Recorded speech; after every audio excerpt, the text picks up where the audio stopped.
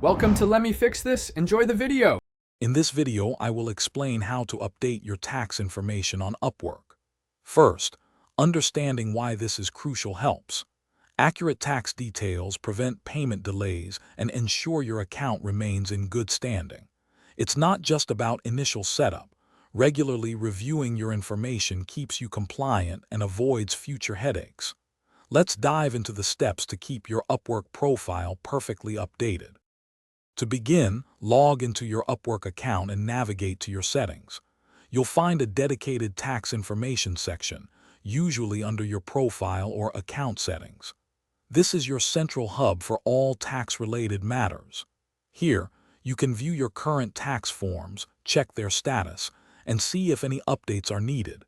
It's a straightforward process to get to the right place.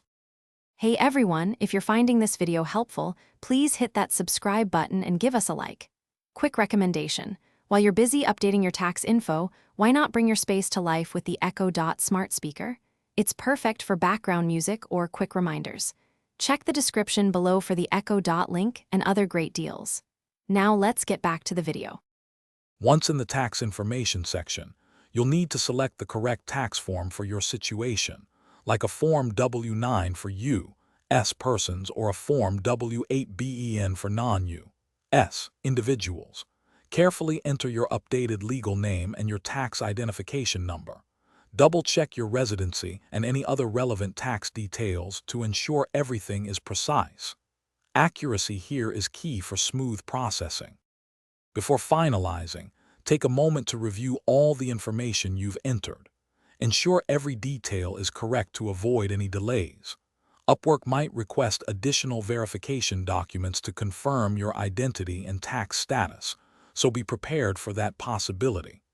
After submission, allow a few business days for processing and approval.